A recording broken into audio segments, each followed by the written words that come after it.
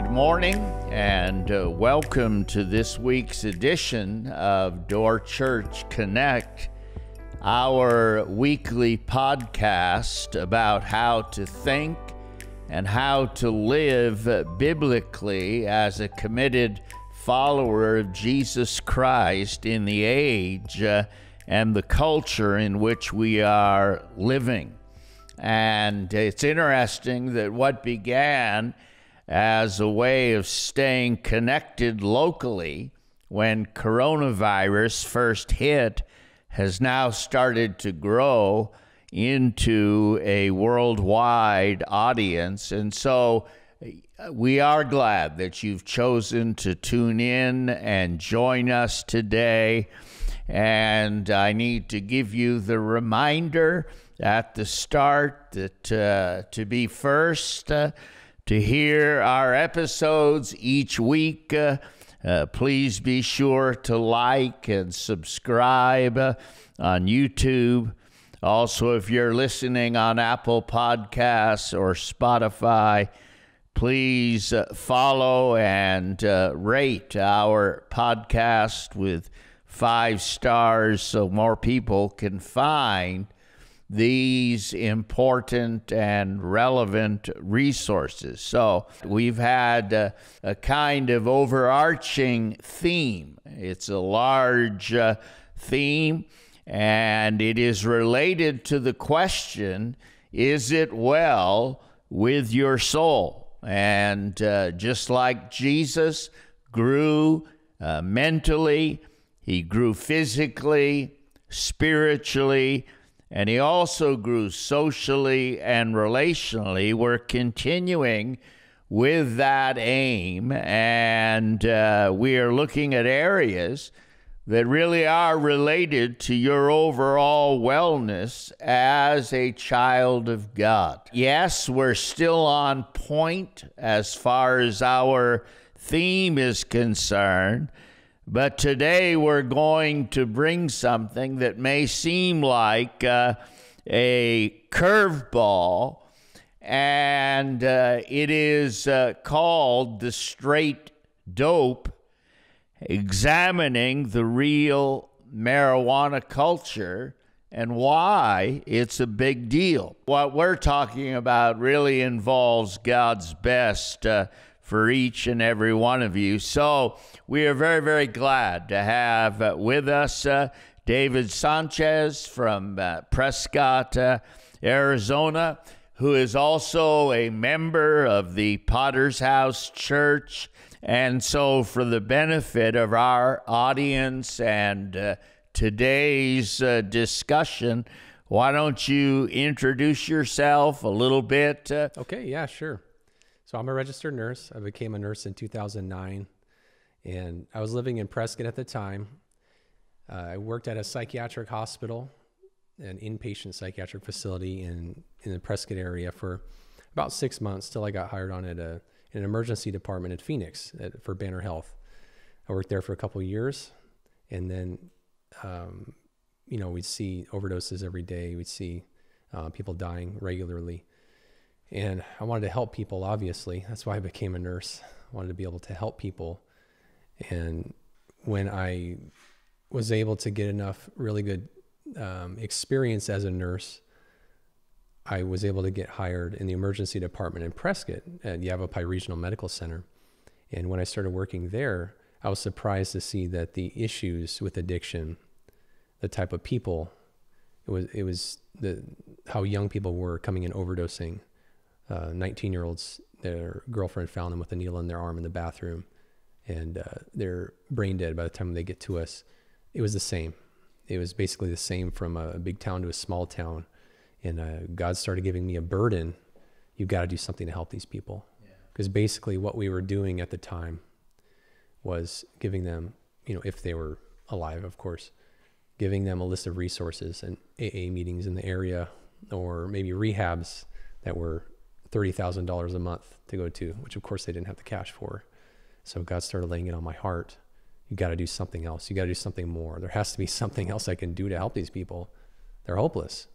So at that time, I felt stirred I was able to change departments. I went into surgery, so then I had the perfect shift, 9 to 5, Monday through Friday.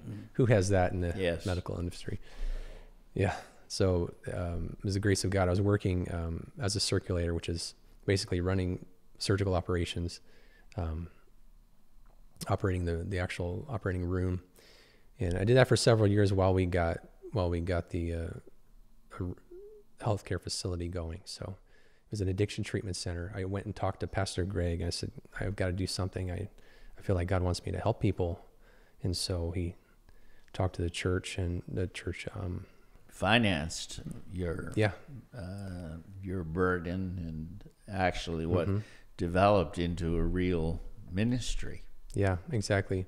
So we started from the ground, really just opened basically what was a halfway house or a sober living home, just to house guys who needed help get back on their feet, but quickly realized that it wasn't enough. People were going through legitimate withdrawal symptoms, medical withdrawal from either heroin or alcohol or whatever, and they needed more than what we could give them at the time. And that's what I felt. So to be able to make it more effective, we actually opened a clinic, and then another house, a women's house. So eventually it came to the point where we were doing full detox counseling, medication management, Suboxone detox. We had a alcohol withdrawal protocol. We're doing counseling, and we just basically made it very robust to be able to meet all the needs of people. And following that medical model was very involved. So it wasn't simple, but we were able to see, how much could we help people. And in the end, what I really got a revelation of was that what people needed was to give their lives to Christ. They needed to get saved, and then God would do the work. God would change them, because medication and counseling don't fix people. Jesus Christ is what changes people. I've got to be honest that as I was putting together this idea and skeleton script for our discussion, it felt surreal doing a podcast on smoking pot and the ongoing debate and strategy over legalizing marijuana for recreational use. And the reason is that 50 years ago, I was a card-carrying member of the hippie culture with the anthem of sex, drugs, and rock and roll. And back then, talk about legalization for many would have seemed like a dream come true. But I know now, in reality, it's more of a nightmare in the making, especially for a lot of young people in our country. And Gabe, I know that you missed, because you weren't born yet, you missed some of this. And so just maybe a tiny bit of mood music that I imbibed continuously. I missed it in real time, but I'm familiar. Yeah. Yeah. And so Jimi Hendrix talking about a purple haze up in his brain and kissing the sky makes a lot of sense, but I really am in a serious vein. I'm glad that you're here with us, because this means it's not just some old guy trying to convince a younger audience, hey, I was just like you. I actually remember, and David, you'll know the Starbucks in Prescott down by the Spring Hill Suites motel. I remember years back going in there, seeing a bunch of long-haired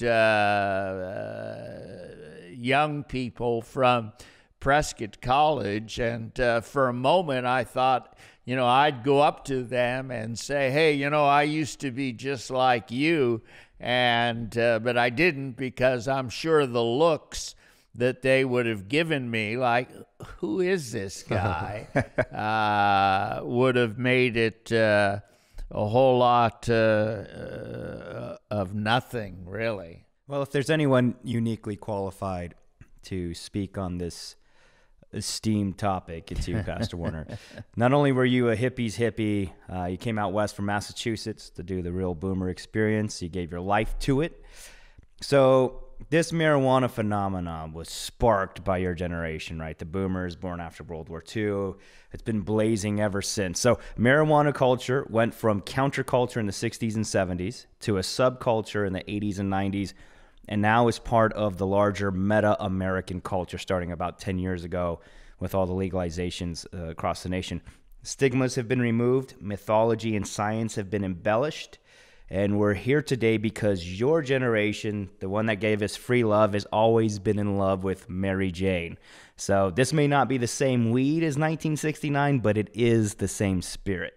Yeah, you're right, and sadly, I do know a little bit about this spirit. An article in the Washington Post, just the shortened version, is the people 55 to 64, then seniors age 65 and older, have seen a very, very steep increase in marijuana use. And I read that it said in the mid-2000s, monthly marijuana use among this group was effectively at 0%, but all of that's changed, and they made one comment that really shocked me, because this is my generation. This is that portion of the boomer generation. It said the legalization wave happens to be happening as baby boomers are entering their golden years. The boomers were big supporters and users of pot in the late 60s and 70s, and it seems that many are using their retirement years to revisit some of the mind-altering experiences of their youth. And so I just thought, God help us, that your golden years now are going to be spent getting high like you were 18. So I guess even though I am older, that this is not as strange to talk about as I first thought. No, it's unfortunately it's right in your demographics wheelhouse, right? Because that same demo we were talking about 15 years ago was the silent generation. They wanted nothing to do with it, the Korean War generation. And apparently the boomers are all bringing it back. And the millennials, Gen X, Gen Z are all too happy to jump on board. One phrase I read in two different articles that really stood out to me is they were describing this as a sea change. And for those listening, a sea change is an idiom in the English language that means a substantial change in perspective which affects a group or society at large on a particular issue. And I don't think they were exaggerating, David, when they said this is a sea change, because that means then that public attitudes and policy has undergone a pretty radical change in a very short period of time. One respected author and podcaster made this point. He said legalizing marijuana is stone cold crazy. And, hey, I have to say that he's on to something. And so maybe we could start and you could comment on the whole trend of the marijuana culture today. So when you talk about sea change, I kind of wanted to talk a little bit about that, because when you take a step back and look over the last 30 years, 40, 50 years, when baby boomers were smoking weed, they eventually decided they want to start having kids. So obviously it wasn't all the baby boomers. So you got people that wanted to be successful, that led to the rise of massive corporations in the 80s and 90s. And then you've got the ones that are smoking weed too. That's that generation. Well, they had kids. So now what we have as a result of that, that's what I believe, is we're seeing the fruit of that. So we've got people that are trying to be successful, trying to, make a good life for themselves, follow the American dream. Many of them used to smoke weed. They talk about the college experience of smoking weed, and they called it experimentation or whatever. and then they had kids. So now we have a group of a generation of kids who are now millennials or Gen Z that had no foundation of godliness in their lives. Everything is about either accomplishing something or pursuing something, whether it's success or whatever, or just pleasure. And that's what life is all about. So when you remove God from the mix, what produces pleasure more quickly than a chemical? Yeah. And so that's just normal. Yeah. That you don't blink. You don't blink twice.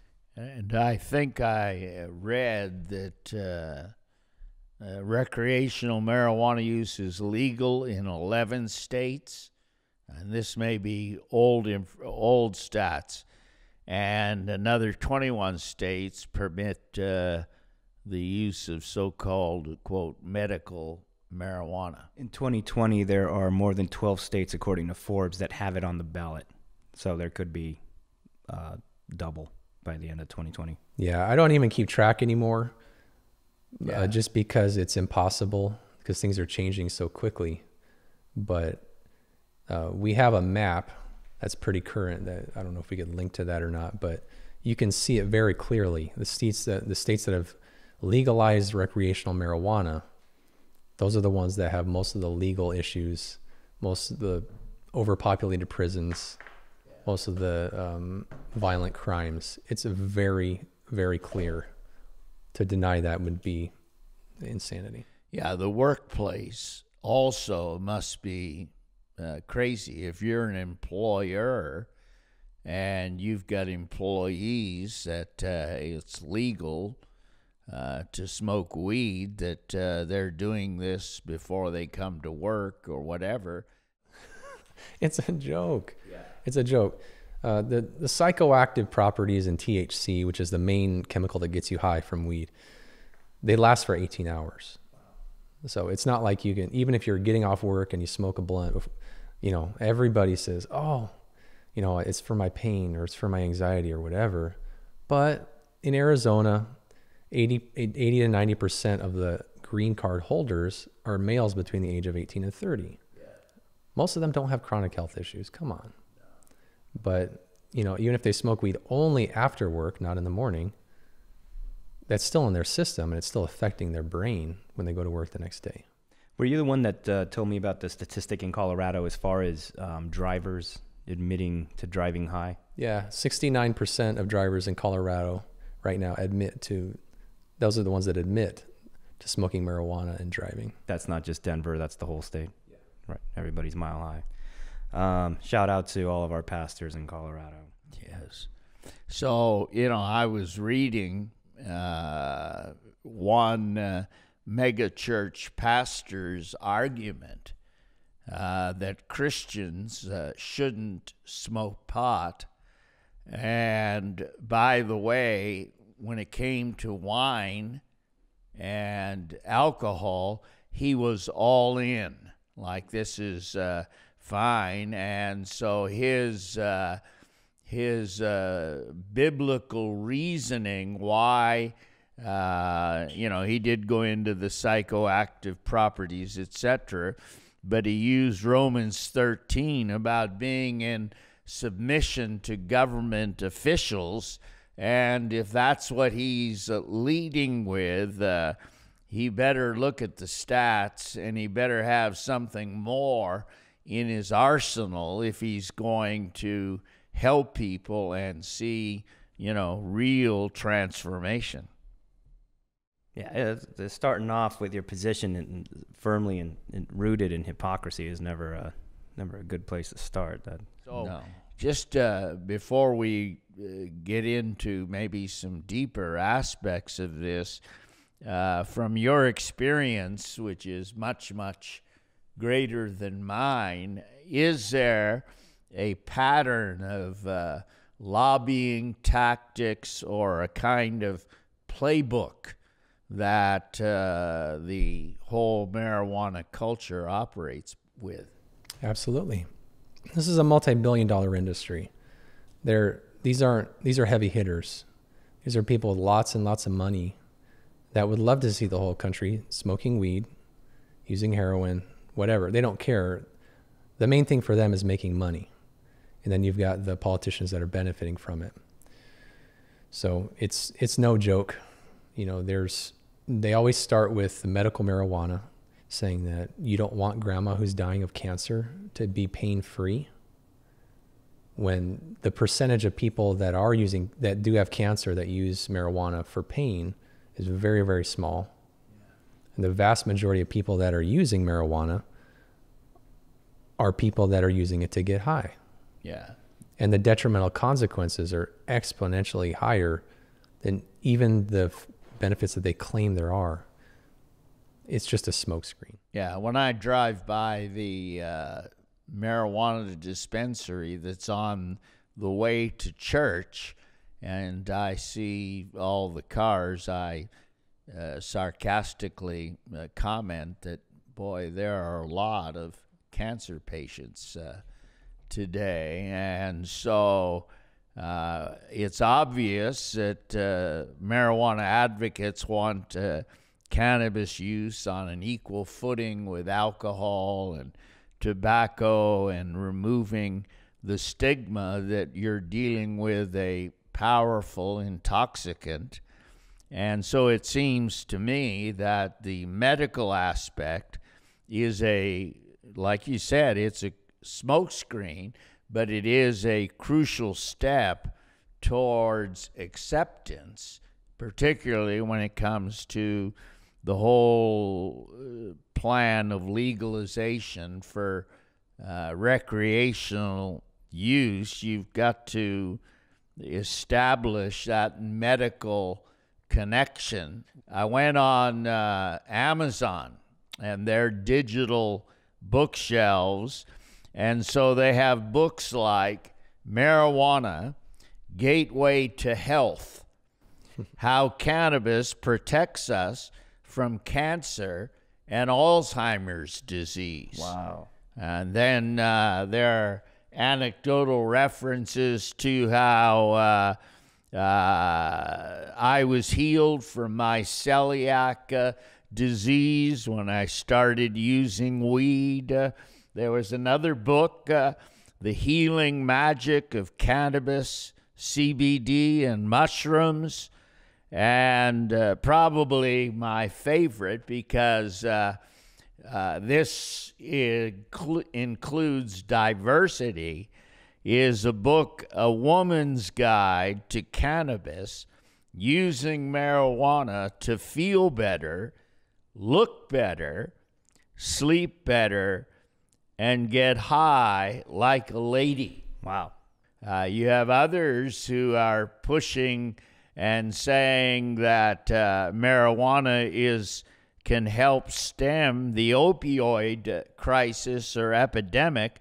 They never really tell people how, but you're an RN, so you see this up close, personal, firsthand.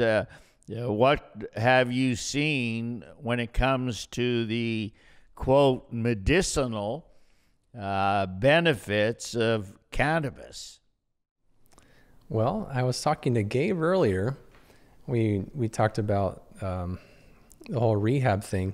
If you're trying to recover from heroin or meth or something, it does make you feel a little more comfortable to have a little, a secondary chemical to help you out. There's actually several facilities that claim to have marijuana detox from heroin. So you can go to their, call it Mile High Rehab or whatever you want to call it, and you can go get high, smoke weed all day, and then you'll feel so much better from your heroin withdrawals. You'll feel great. And the question is, what's after that? Yeah. What you were telling me about Rehab Vacations. Can you go into that? Oh yeah, Rehab Vacations. That's something that's really common, like say in Malibu or a lot of Florida. Those are, California and Florida are two huge destinations for rehab. And so it's a common thing where people will, book a 90-day program somewhere at a convenient time and go get their act cleaned up or say they're going to get their act cleaned up and go to this really luxurious facility and hang out and have a chef cook for them and hang out on the beach while they're in rehab. And then when they're ready to relapse, they'll relapse and go back home. Wow. Is there anything that makes marijuana a better pain management option than, let's say, the traditional, poppy derived? Or just Tylenol or Advil? Yeah, that's an interesting question. Research is now showing, we've done a lot more research into cannabis, which cannabis and weed, marijuana, they're all interchangeable. Legally in Arizona, cannabis is considered anything that's psychoactive, basically, if you're asking what the definition is. So basically, it does act on the opioid receptors. You think you're okay. You think everything's cool, regardless of, whether you have an actual injury or not. Mm-hmm. Pain exists so that you can be alerted that there's a problem in your body and get it fixed. So there's different, the different medications work in a different way. But because of that, because it affects those receptors, a daily marijuana user is 30% of those people will become addicted to heroin eventually.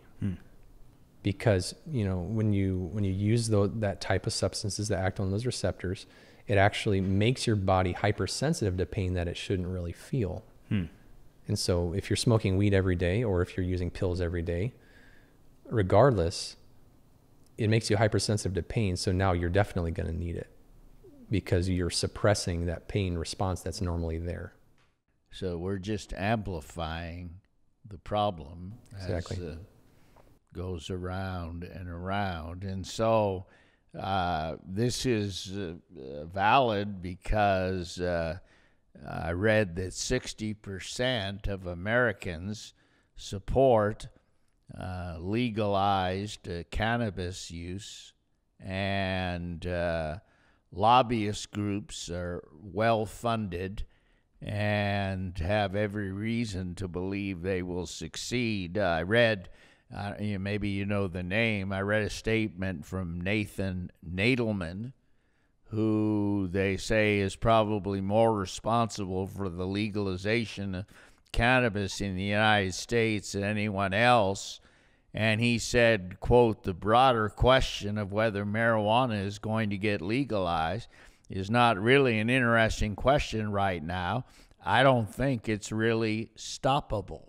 Let me just pivot from the political Prop 207. We don't know what's going to happen, but my big concern is for the follower of Jesus Christ who's processing all of this.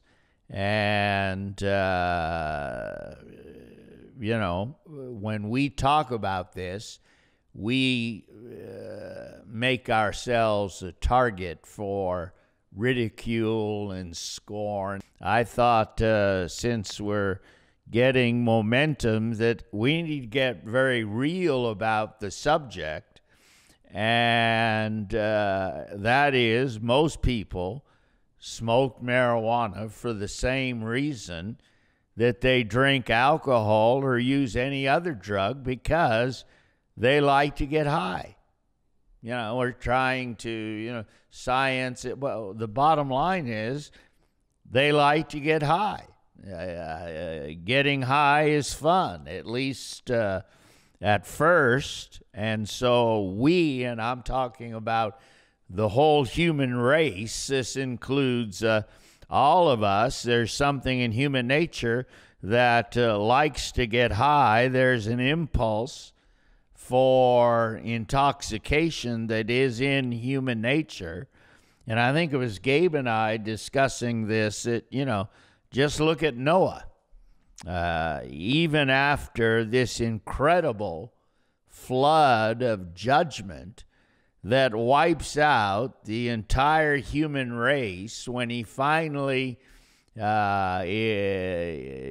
gets off of the ark and establishes life as normal, grows a vineyard, and we find him lying drunk, passed out, and naked in his tent. Human condition. Yeah. My big concern and my big contention when I started pondering all this, and you and I briefly talked about it when I called to invite you to come down, was this is not your grandmother's marijuana. Absolutely. In the 70s, the government started taking samples of stuff that they took from people who were trafficking it. And the average percentage was 0.5% up to 2% typically of THC content, the psychoactive part. Nowadays, it's not considered to be potent or even worth smoking if it's not at least 15%. Now they have up to 30% plus now. That's very common. So that begs a bigger question: how did Cheech and Chong get so high on that stuff? But they were acting. Yeah. And so this is what's being routinely sold in dispensaries, and that they want to legalize. And, I do ask this from a very sincere place, because I know personally what marijuana did to my whole lifestyle and my whole outlook when I was 18. And, I was floored, thinking, if my life was in the condition it was, starting with marijuana that had less than 2% THC properties, what in the world is happening to people, whether young or old, whatever demographic, when they're, regularly consuming whether flower or edible in that kind of potency. Absolutely. When you look at it now, the people that really focus in on it and are wanting to make a lot of money, the money's not in the flower or in the plant at all. That's not where the money's at. And that's a plant that, you can't get high enough. After a while, it's not going to do it for you. So then that's nowadays you're talking 15 to 30% or so. That's a really good strain would be 28 to 30 plus. And then you get into more intense stuff. It used to be hash oil, and that was cool. That was, in those days, 30, 40 years ago, that was like 30%. But now we're talking, you're talking dab, oil, wax. All of those are now 50 to 80%, usually 60 to 80% pure THC. So it's like a thicker resin most of the time. And then in the last few years, now they've come out with crystal THC, which is 90 to 100% pure THC. It looks like meth. It's you can't get any purer than that, and it's just pure poison, And so that's being produced. Yeah, produced and sold. Yeah, at dispensaries. Regularly. Yeah. Mm-hmm. Well,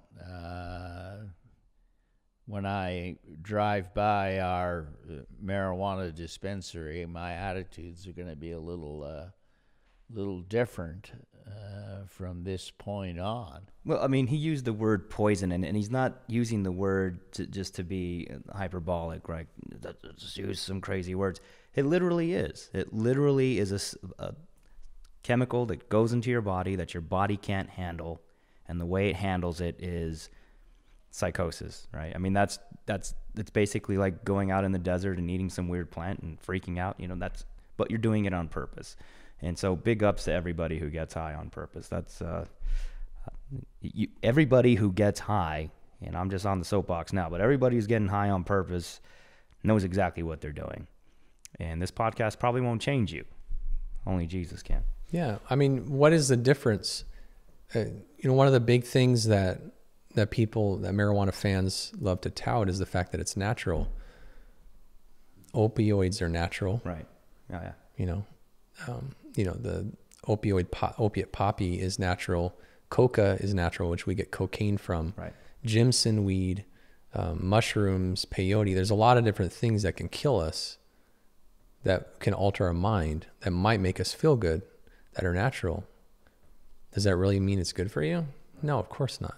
So let me dig down and ask you specifically about some of the psychological effects. And what drew me was especially mental health concerns that are related to marijuana, and this involves depression, psychosis, all the way to schizophrenia and even suicide.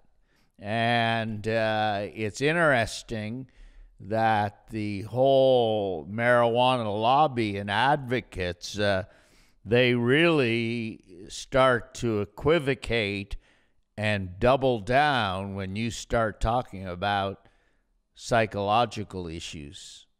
Absolutely. You can't disconnect the two, because there's a very, very strong correlation between people who start using marijuana in the teen years, in the 20s, to developing schizophrenia, which is the most extreme form of psychosis that's usually permanent, and people are living in an altered state of reality. They're living with a shattered mind. They're disconnected from reality. And when I worked in a psychiatric hospital, I was asking one of the psychiatrists about it. How does their brain work? How do they live? And they said, when we sleep and we dream, how everything's so strange and abnormal, and you're like living in something that's just so bizarre. And he goes, that's like dreaming for us. Well, theirs is backwards. When they sleep, they don't dream. But when they're awake, it's like they're living in a dream. Everything is shattered. Everything is abnormal. Everything is strange and surreal. But they're living like in that way permanently. The problem is with drugs, and you see this with meth, you see this with marijuana, the two most common drugs that I've seen, and the science backs it all up, is both of those clearly cause psychosis and schizophrenia. Yeah, and so it's, when you say that, and I did do a little reading myself, it's very curious that in the age of COVID-19, where people and politicians are echoing the sentiment, follow the science, hey, that makes sense if the science is actually correct. However, to me, it seems that when it comes to following science, people, special interest groups can be pretty selective. Oh my gosh. Oh yeah, about what science they follow. A study last year published in The Lancet compared 900 people who had been treated for psychosis with 1,200 people who had not. And this stretched across Europe. It even involved Brazil. But both groups were surveyed on a host of factors, including their use of marijuana and other drugs. And so the authors of this study concluded, and this is a quote, people who smoked marijuana on a daily basis were 3 times more likely to be diagnosed with psychosis compared with people who never used the drug. And then for those who used high potency marijuana daily, the risk jumped nearly 5 times. So you've been an RN, you've worked in the emergency room, you've worked in the psychiatric wards. Is what you have seen and what you have dealt with, does that corroborate? The people that promote it are people who either want to make money off of it or the people that love smoking it. It's as simple as that. Yeah. The world doesn't actually believe that unless they're brainwashed to believe that. And when you talk about the science, where does the science point? It's crazy how facts can be created by someone who has an agenda. Yeah. So I actually sat and listened to a talk once by somebody who was trying to convince a whole group of people in healthcare that we all have cannabinoid receptors and they just need a chemical to meet that cannabinoid need. And that chemical is cannabis. So really, we all should smoke weed every day. Hence the name. That's great. That makes a lot of sense. Yeah. So who invented that? How can you just create something? See, the problem is if you have an agenda, you can create a narrative to meet that agenda. And then all you have to do is say it often enough, get enough money behind it, get a group of people to accept it, and then it becomes normal.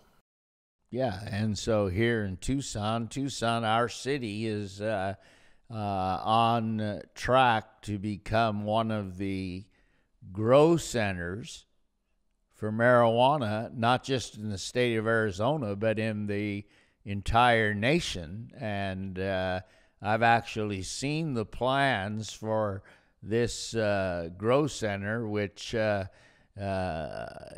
eventually they envision to be 400,000 square feet. This is high-tech, almost sci-fi type growing processes, etc. And, they stand to make huge amounts of money. Mm-hmm. One of the things I want to interject there, that's interesting that you mentioned growth centers, because one of the places that we can really learn a lot from, of course, is Colorado, because they've gone through the whole process all the way through the legalization for recreational purposes. So what you see there is, I'm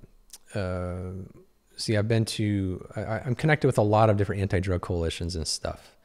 And so the people that work in law enforcement, they know what's really going on in these places. So the whole certification thing for legalization, regardless of whether it's growing and selling or dispensing or whatever, it's all a cover. They're just basically legal drug dealers. That's really what they are. And it is what it is. And so what happens is they grow what they can grow, right? So they have their high dollar stuff that they're growing, blueberry cheesecake or whatever kind of strains they're producing that they're selling to people. And then their high potency stuff that they're selling. So that's all stuff that they're selling. But obviously there's a big demand. And so what they've seen in Colorado is you've got cartels moving in. So you've got a couple apartments that have 10 Colombian guys in each one, or 10 El Salvadorian guys in each one, sent from a cartel to grow in their house because it's legal for each person to have 6 plants, right? So there's all these crime networks are moving into a city like that to grow it. Okay, that's privately, that's illegal. But then you've got the legal places that are growing, but then they're actually being supplied by the illegal growers. And that's what people don't realize is so part of the certification process is they have to be somewhat responsible for reporting, like keeping track to the government of how many plants they buy or grow and sell. They have to weigh it and stuff like that. The problem is when you process weed, you have to dry it out. So the weight isn't the same. It's inconsistent. And so they know that basically it's all a bunch of It's all smokescreen, like I said. So as the plant dries, they know that staff are stealing the buds because they can't accurately weigh. If you buy a pound that's bought is not the same as a pound that's sold, because it dries up and it loses its weight. And so basically that gives them enough of a buffer that they can get more product to sell, and they get it from illegal drug dealers that are growing it from other places. So it could be from these apartments that people are selling from, or selling from their basement, from their hydroponic shop, wherever. And then you also got big league cartels like the Mexican cartels that are growing it like in Northern California in the national forests. And they found operations as big as, like I'm talking acres and acres. I'm talking like just under 1 million plants. The largest was found not too long ago that they've found so far. Over 900,000 plants in one spot, hidden in the forest, and they're all over the place. They know, the state of California knows of thousands of these places that they found. They just don't have the staff to actually enforce it and take these people down. And so what these people are doing, they're growing them illegally with all these illegal fertilizers. You talk about protecting the environment, using all these illegal fertilizers bug killers to keep the plants healthy.